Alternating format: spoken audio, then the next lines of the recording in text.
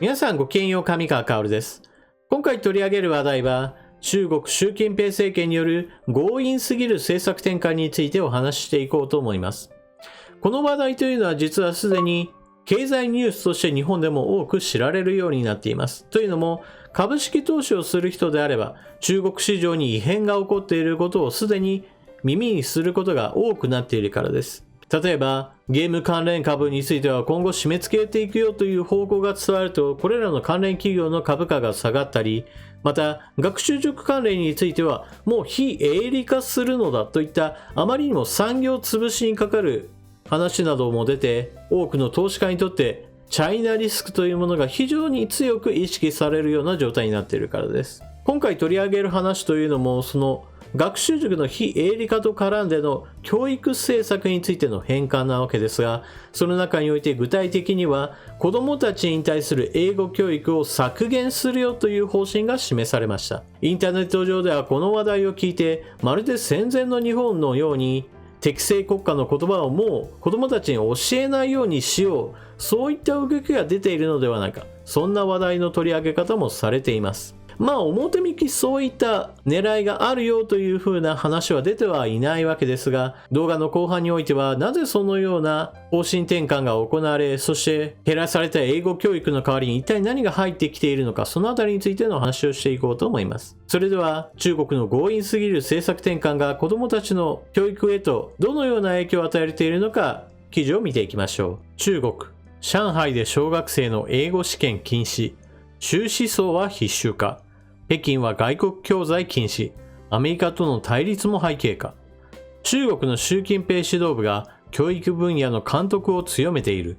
上海市は9月の新学期から小学生の期末試験でこれまで実施していた英語の試験を除外する。試験の回数も減らす。学生の負担を軽減するためというが、同時に習近平思想を必修にして思想教育は徹底する。アメリカとの対立長期化を睨み、子供に強い愛党精神を植え付ける狙いもあるとみられる。上海市は今月3日、新学期から3年から5年生、上海市の小学生は5年生の期末試験の対象科目を数学と国語に変更すると公表した。これまでは英語を含む3科目が試験の対象となっていた。1学期に中間と期末の2回実施していた試験の回数も期末試験の1回のみに改める。州指導部は受験競争の激化が放課後の自由な時間を奪い、小中学生に多大なプレッシャーを与えていると問題視する。放課後の学習塾や家庭教師の利用は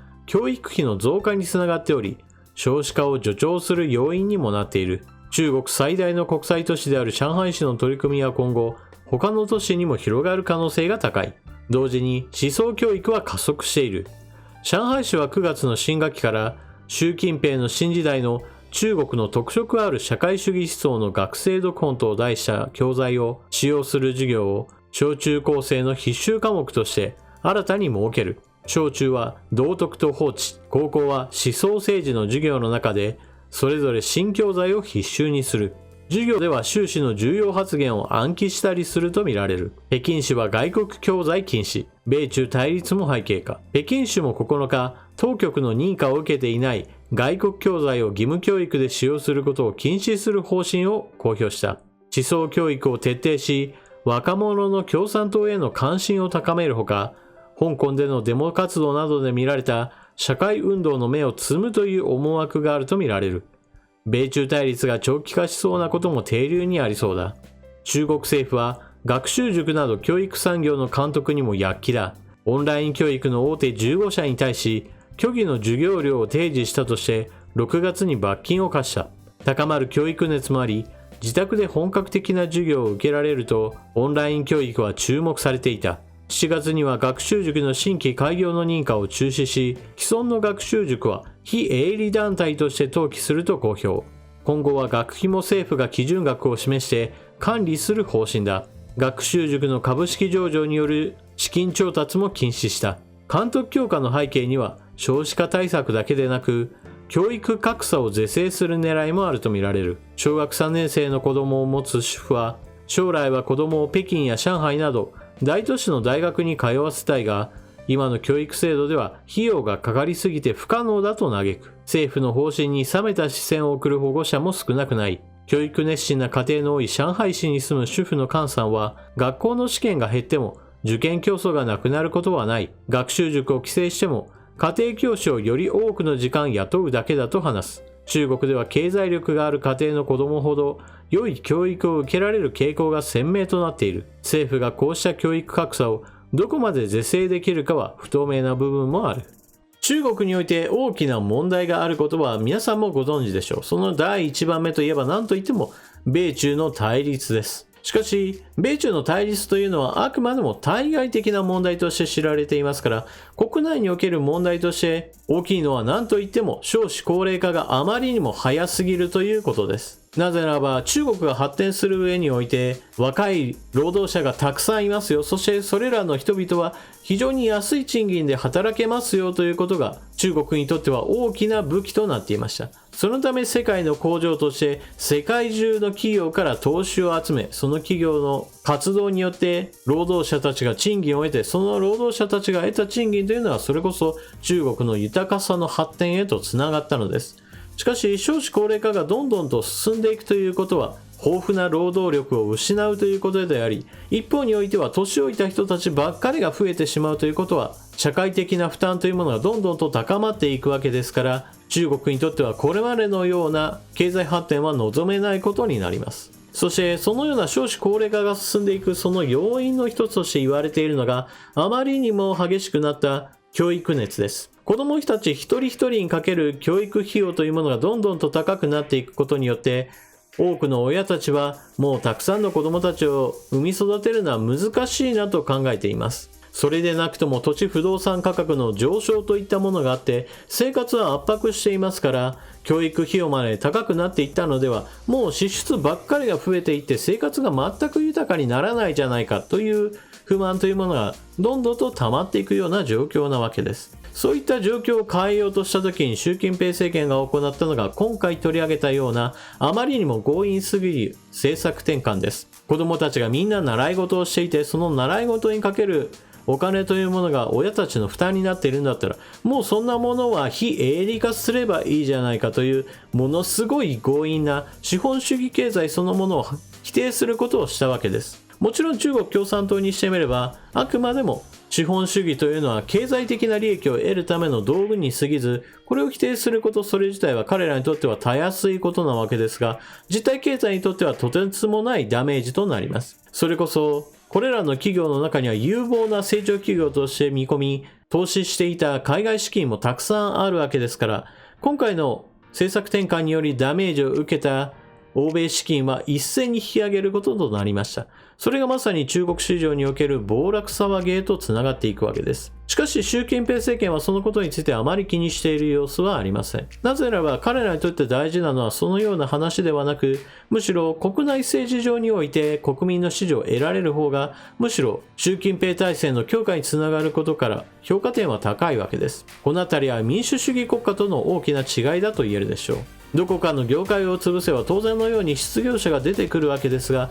それによって影響を受けるのは選挙制度がしっかりと整った国における民主的な政権なわけです。中国においても選挙はありますが、基本的には北朝鮮と同様にあくまでも形式上のものに過ぎませんから、ある特定の業界を潰してそれによって失業者が出て不満が出たとしても、それらの不満が政権にダメージを与えることはないわけです。学歴競争というものがどんどんと進んでいく、そのようなことを抑えるためにそもそも英語教科についてはバッサリと切り捨ててしまえというのは非常に苛烈な政策だと言えるでしょう。ただし今回の記事で取り上げたように本当にこれが子供たちのことを思ってのことなのかといえばそういったわけではないことは明らかです。なぜならば英語の教科についてバッサリ削ったんであればそのまま放置しておけば全体の学習必要量というものが下がるわけで、それによって子どもたちの余裕が生まれます。ところがせっかく生まれたその余裕に一体何を押し込んだかといえば習近平思想を教え込もうという中国共産党の思想教育というものを盛り込んだのです。この動きを見れば明らかに習近平政権が狙っているのは子どもたちの負担軽減ではなく、あくまでも自分たち政権に対する信頼度を上げる、もしくはもっと極端な話を言えば習近平国家主席の自分自身の神格化のために子どもたちに教育をする、そのような背景というものが見えます。彼は以前から自分が毛沢東に並ぶ指導者であるといったような演出を好み、実際に毛沢東以外の人物についてはどんどんとその扱いを小さくすることによって自分を際立たせようとしています。そして彼自身が神格化するにあたって大事なのが国民に対する教育であることは明らかです。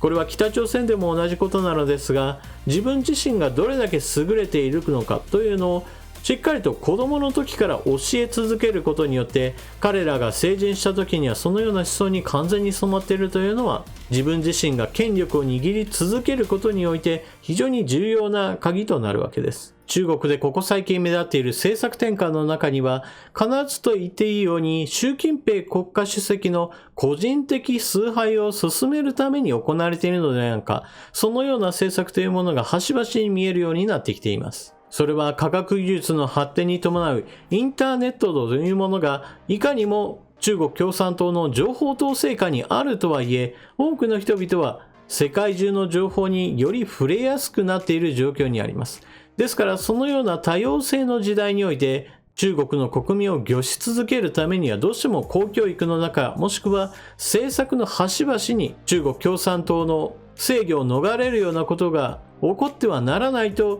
手綱を引き締めているような状況だと言えます。しかしこのような個人崇拝を進めようとする動きが続けば、当然のように中国共産党の内部における政治的な闘争というものも激しくなっていくでしょう。そしてそのような闘争に巻き込まれるような形で、かつて毛沢東は多くの反対勢力、そしてその反対勢力に組みしたとみなされる国民に対する弾圧なども繰り広げてきました。ここ最近の習近平政権の動きというのはそういった意味で、自分自身が毛沢東の再来になろうとして、結局は毛沢東と同じように自国民を多くこの世から抹殺するような動きへと発展する可能性も出てきているように私には見えます。そういった意味で中国のカントリーリスクというのはどんどんと上がっているというふうに考える方が自然だと言えるでしょう。日本企業はとかく中国というものは巨大市場であり、この巨大市場をいかにして攻略するかといったことばかり考えるわけですが、このようなカントリーリスクが高まっているということを背景にして考えれば、